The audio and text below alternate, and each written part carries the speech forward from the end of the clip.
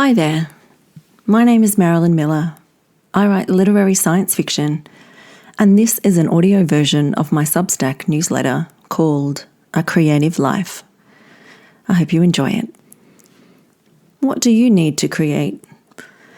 Does your creativity need childhood wonder, privacy, and a touchstone memory to return to the work? The last time I visited the Van Gogh Room at the Metropolitan Museum of Art in New York City, I walked in and found a dozen elementary school kids sitting on the parquetry floor. They sat with their legs crossed, staring up at Vincent van Gogh's paintings, holding clipboards and coloured pencils, and listened to their teacher, who stood behind them and whispered quiet instructions. I felt awed and inspired. I feel raw and open in galleries anyway. The work speaks to me loudly and privately. When the teacher stopped talking, the kids went to work. At the Met, the feeling of being with art, this art, is magnified. I wondered if those kids could feel the non-verbal communication with the paintings that I felt, and if being here inspired a creative crackle in their fingertips, or hindered it. After all, whether creating in a room full of masters, or in a forest, or in an empty room, what matters is being somewhere where they feel comfortable being creative. And if that was here, in an art class for kids at the Met, would they think back someday to sitting in this room on the herringbone parquetry floor and remember how inspired they were? I took a walk across Central Park that evening and found my way to a quiet cafe with just my notebook and a pen. I thought about how I used to create when I was a little kid. I would sit cross-legged on the carpet in my parents' lounge room and use the top of my large stationery box as my desk. While my parents and brother watched TV, I filled scrapbooks with notes and drawings to document my day. They were my first journals. And I wrote down the characters and stories in my head. That was my first fiction. It was so normal to me, and I was so prolific, I'm told, that my father coined the term churning out to describe this. As in, there she goes again, he'd say, churning out. This sounds like I was creating in public, but I wasn't. It was far from it. My parents didn't read or critique my stories unless I asked them to. I liked it that way. And over the years, I enjoyed creating in private. I need to be free of distraction and early feedback. I need focus. But my inner 5-year-old jumped with glee seeing those kids sitting on the floor that day at the Met. But I wondered, if it had been me sitting there, would I have been the one sitting on the far end? Or in a row behind, holding my arms around my work so no one could see?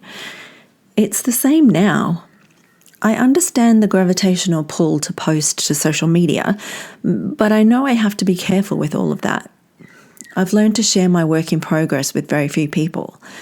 I need focus and time until it's ready. Building a boundary of privacy is the emotional safety structure I've learned to erect. I need it if I want to deep dive my creative Mariana Trench.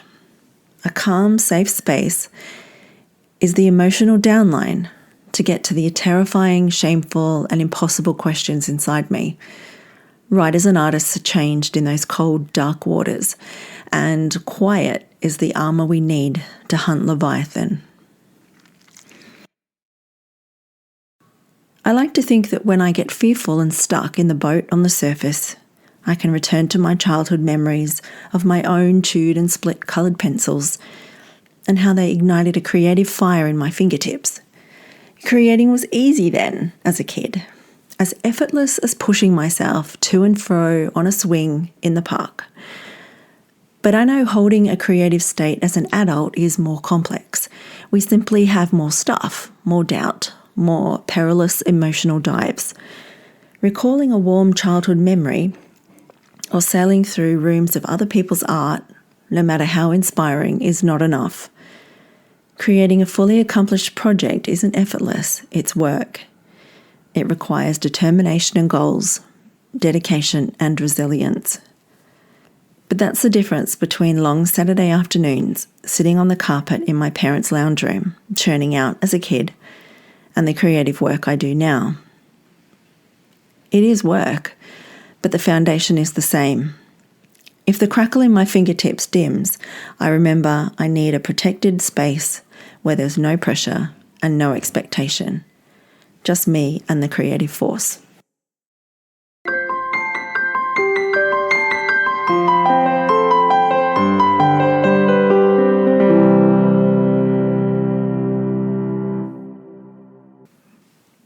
So next month in my newsletter, I'll be exploring why humans need to keep creating, especially in a world saturated by AI-generated content.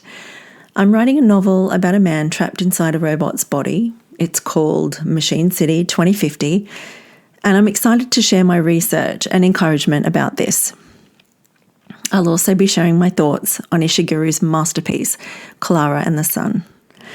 Until next time, thank you for reading, for stopping by, and please let me know your thoughts about being creative. If this piece reached you and you'd like more of it, please consider subscribing. It's free and the door is always open to thoughtful, creative people like you. Until next time, I wish you a wonderfully creative few weeks and see you in the comments. Bye for now.